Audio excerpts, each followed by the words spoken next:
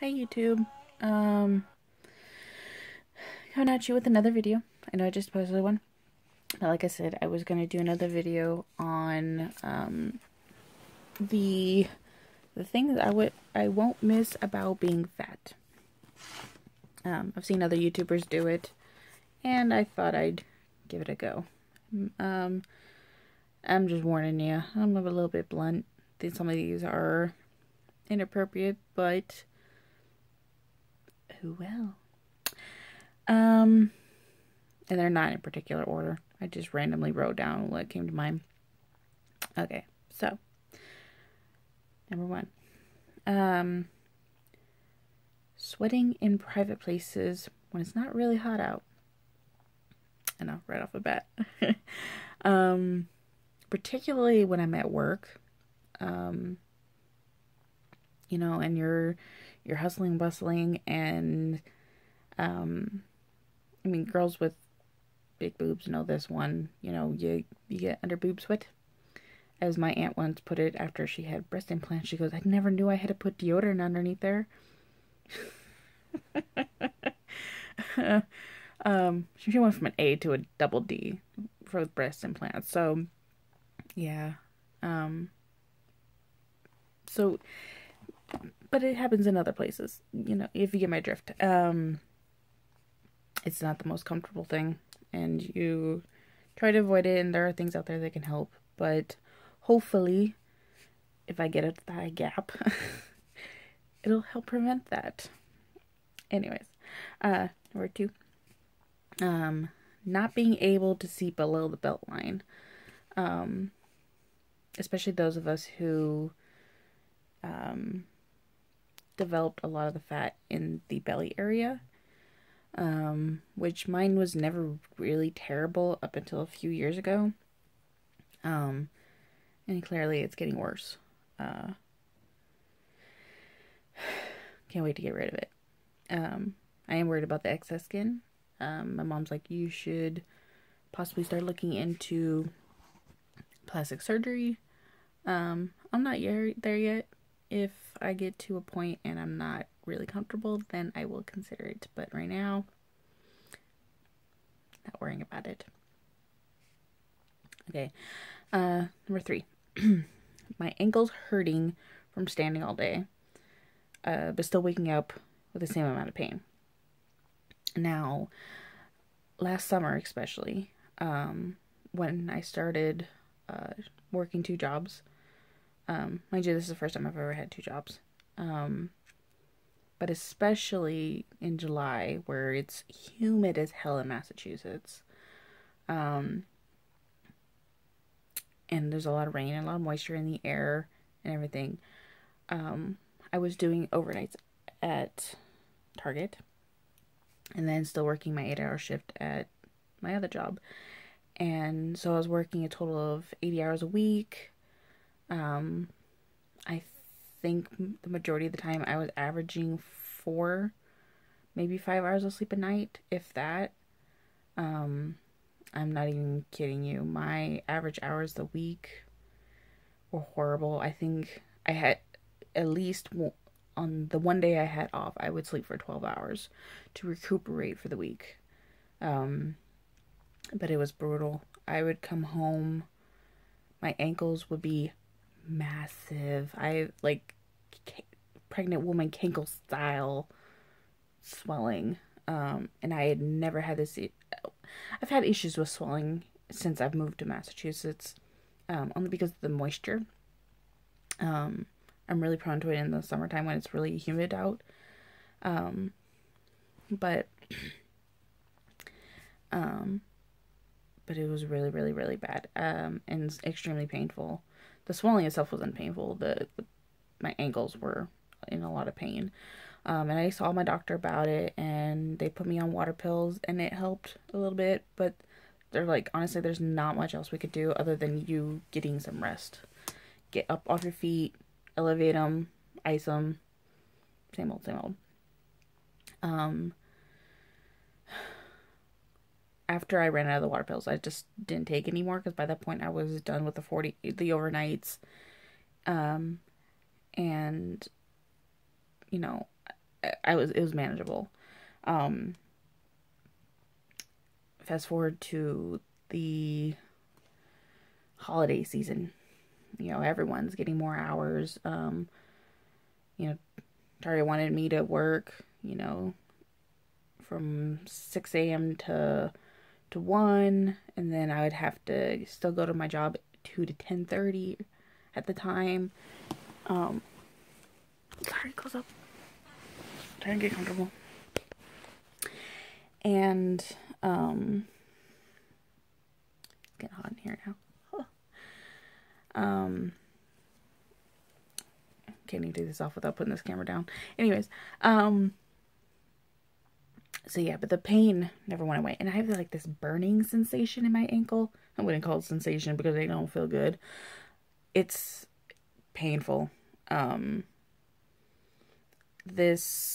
want to say yesterday actually, I was actually doing some price changes on like a jean wall. And it was like a 24-foot wall where I was having to be down on my knees for like the first two rows, and then I had to go up, for the next, stand up for the next 4, and then I had to go back down, because that's the way they would print out. And believe it or not, my knees were not the thing that were hurting, because I'm used to squatting and that from Target. It was my ankle. I mean, it was so bad. I was really contemplating, asking to go home, because my painkillers weren't working. And it's weird. Before it used to be my foot that hurt, and my heel and everything like that. Now it's strictly my now it's strictly my ankle, that bone right there on the side, and it's just,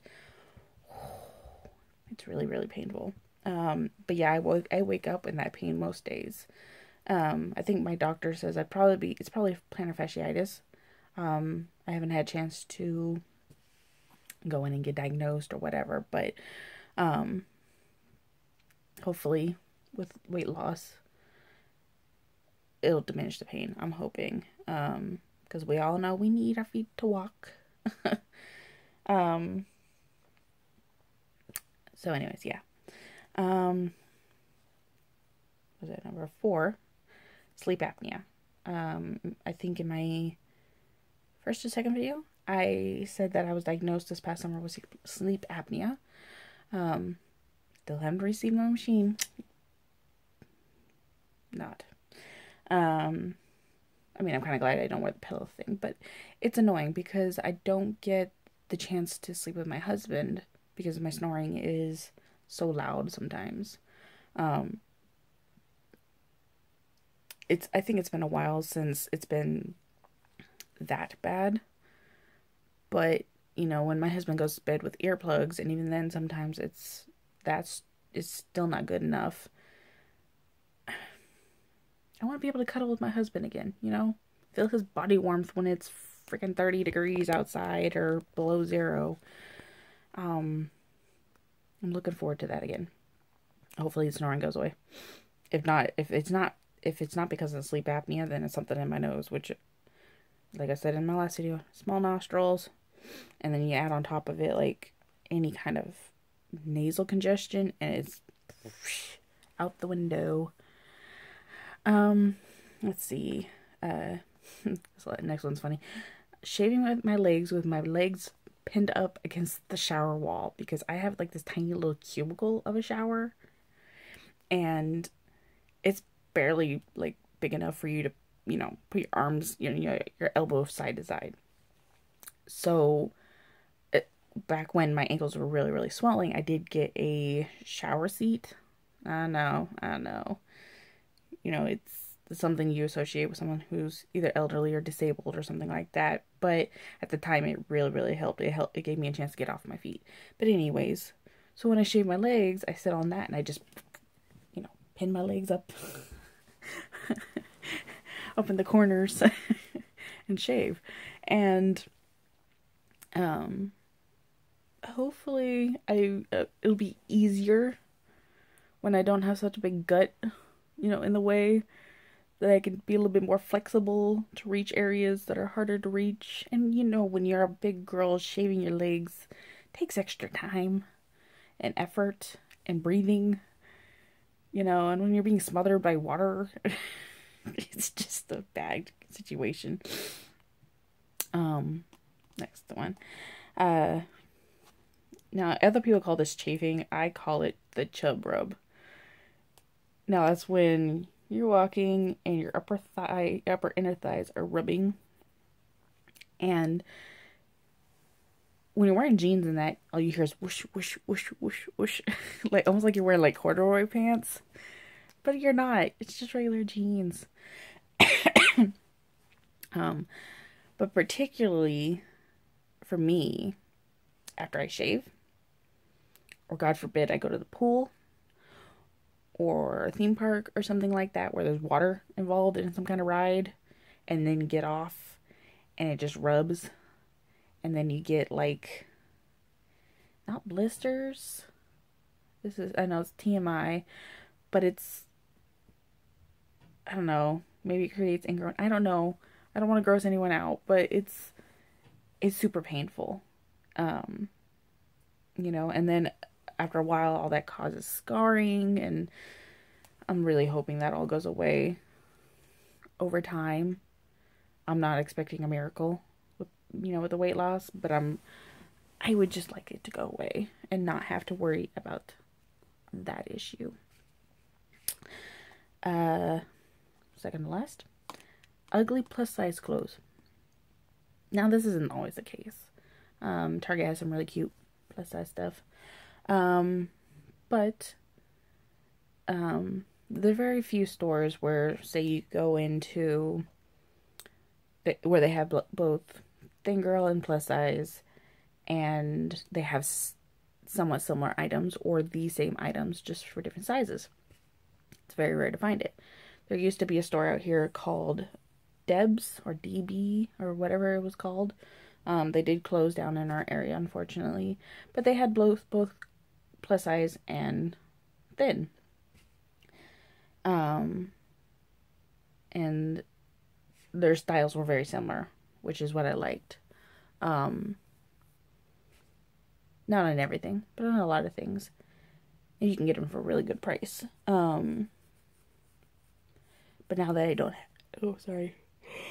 Now that I don't have that, it makes shopping a little bit harder. I have to really look. Plus, I don't really remember their sizes being the exact same thing. Like I'm a size, 18, 20 in jeans. Most days I can get away with an 18, but there are some days, you know what I mean, ladies, during a certain time of the month, where you need a little bit extra room. And when I would go into this other store, I swear to you, it would be like I'm in a size 22, and I'm like, I'm not that big. And for one, I'm 5'2", I'm short. So everything has to be like, I have to hem it like a good 2 inches, if not more. And it's very frustrating. Like, I cannot, like, even my pajama pants drag along the floor because I'm so freaking short. But that's what happens when you're, like, plus size. They assume that, oh, you're plus size, you must be able to fit into big, taller pants or whatever. And it's just not that case. You know what I mean? It's probably along the same lines of, plus size girls who have small boobs. The shirts are really made for girls who are voluptuous, and, not everyone is. Anyways, I'm rambling about clothing. But I really do love fashion, and I would love to be able to get into more styles. I'm tired of wearing the black. I mean, black. I mean, I'm wearing green underneath, but that's only because it's my favorite color. But the majority of my wardrobe, other than uniform, is really black. And I want to get into color. And lastly, worrying about weight-related issues. Now, this is a touchy subject because, you could be thin and have heart disease. You could be thin and have diabetes. I've been fortunate enough that the only thing I've ever been diagnosed with was sleep apnea. Knock on wood. I know this is fake wood, but knock on it anyways. You know, I don't even have high blood pressure or anything. I've been really lucky. And I think I credit that to the fact that every job that I've ever had has been on my feet, um, moving about, crouching. Ugh. Um, but then you have someone like, say, my husband, who it's probably taken him 7 of the 10 years that I've known him to get from 105 pounds to 120. And that's saying a lot considering what he eats. And I'm not saying he eats like a bird. No, this boy eats. He wakes up and has 2 Hershey chocolate bars for breakfast, kind of thing, and doesn't gain a pound. You know, he eats no fruit, no vegetables, doesn't gain a pound. You know, it's like I see food, I gain weight. You know, it's like I don't necessarily have to eat it. I honestly eat healthier than he does, and yet I have a weight issue. Um, I think the majority of my weight is attributed to um one, eating way too fast. I mean, I eat really fast. I mean, when you got really short breaks, or you have lack of time to eat, you eat fast. And to overeating. You know, I may be eating something healthy, but I'm overeating that something healthy, which is not helping the fact. Pardon me. So that's all I have for the 10 things I won't miss about being fat. I know there's probably a ton more, but those are the top on my list. Oh, well, there's one more to add. It's a bit TMI. But feeling like I'm crushing my husband when we're having sex. You know, it can't be easy having that much weight on top of him. I give him an A for effort, but it's not easy throwing that weight around, if you know what I mean. So I can't wait to be thinner to help alleviate that problem. Anyways, until my next video, YouTube. Bye.